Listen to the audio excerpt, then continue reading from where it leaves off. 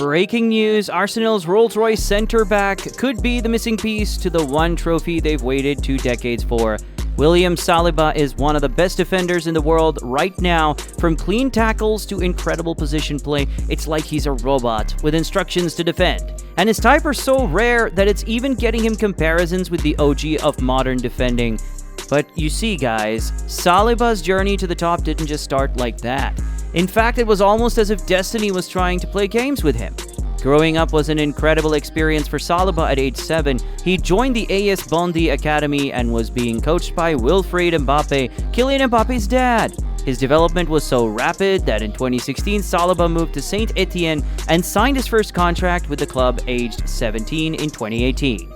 Damn, that was fast! I'm 17 and can't even afford $20 for pizza Tuesdays. Saliba made his debut for Saint Etienne in September 2018 and ended his debut season by playing 16 times for Saint Etienne. At this point, he was starting to catch the eye of some of the big teams across Europe.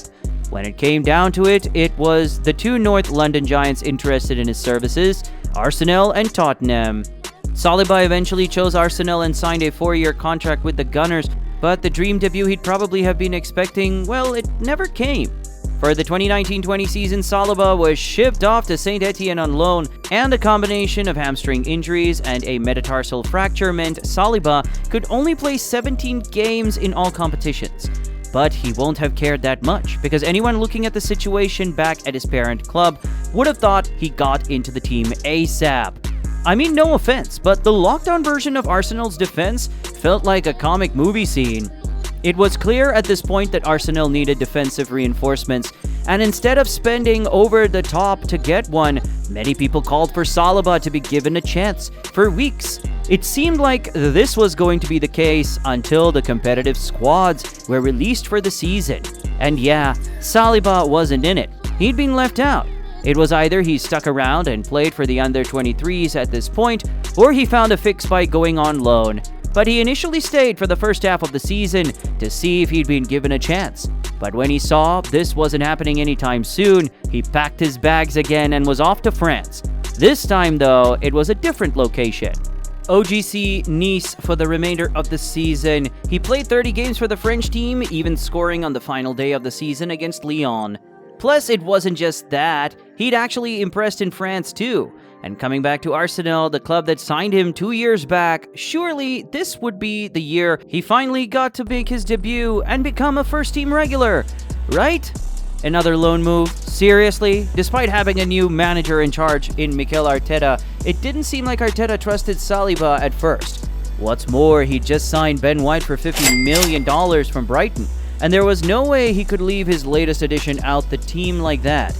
So Arteta favored a defensive partnership of Gabriel and Saliba again, meaning for the 3rd time, Saliba had to leave to get minutes in the tank, but this season though was bound to be different. He put in the hard yards and had a terrific campaign.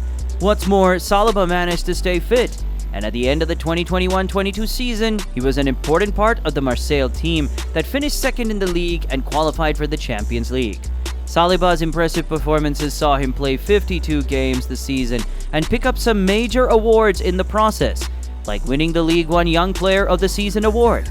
Add this to getting into the League One Team of the Season, and Saliba was making waves in the game. He'd become so good at Marseille that in March 2022 he made his full international debut. Crazy that he made his debut for France before he made his debut for Arsenal. By the end of the season, Saliba was back at Arsenal, and by now, I'm pretty sure hearing he could potentially be bagging another move away from the club won't have fazed him anymore. Only this time, Arteta and Arsenal had seen the light. He was just what they needed if they were going to compete for the big one. That season, while Saliba and France were playing beautiful stuff in France, Arsenal had a mixed campaign in the Premier League. They'd improved on their previous performance by finishing 5th, but missing out on Champions League football would have hurt Arteta and his team. What's more, Saliba was the player they'd profiled to fix the issues at the back already. So coming into 2022-23, there was no way he was letting him go. And in the game against Crystal Palace on the opening day, Saliba finally got his moment. He'd finally made his official Arsenal debut, a big one.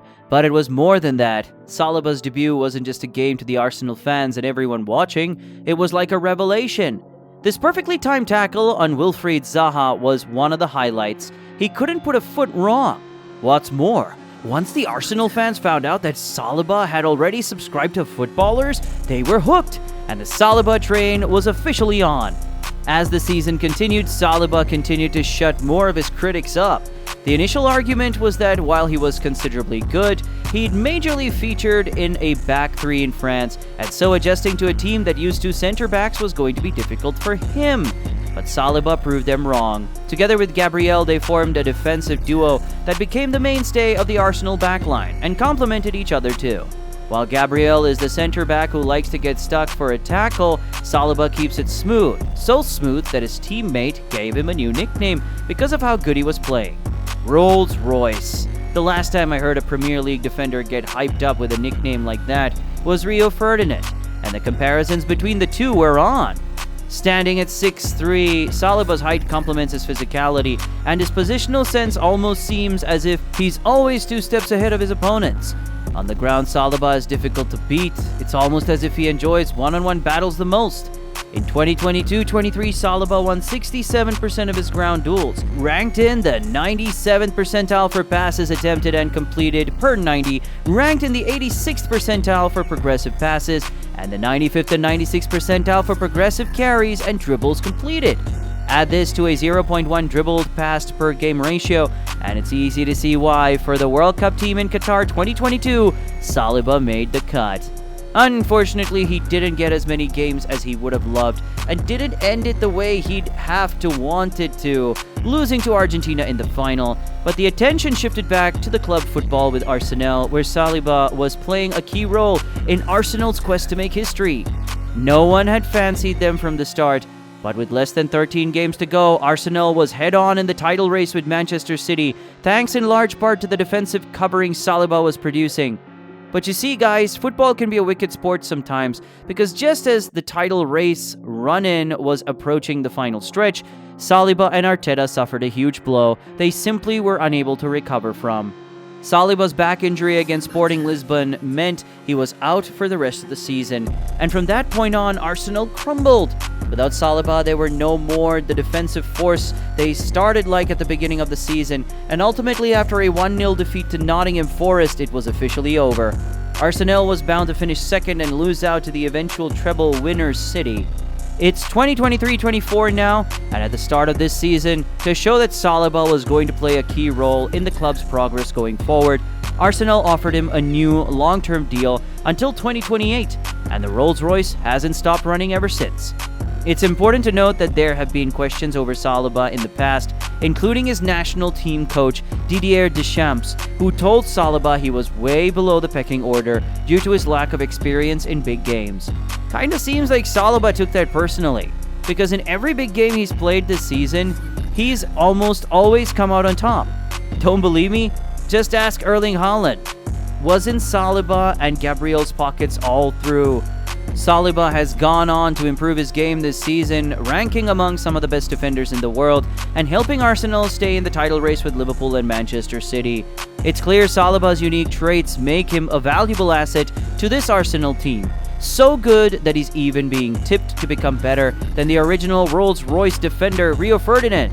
Saliba's still only 23, and if he can keep fit and continue his excellent performances, safe to say he's got an amazing future ahead of him. I'm sure he'll turn out alright.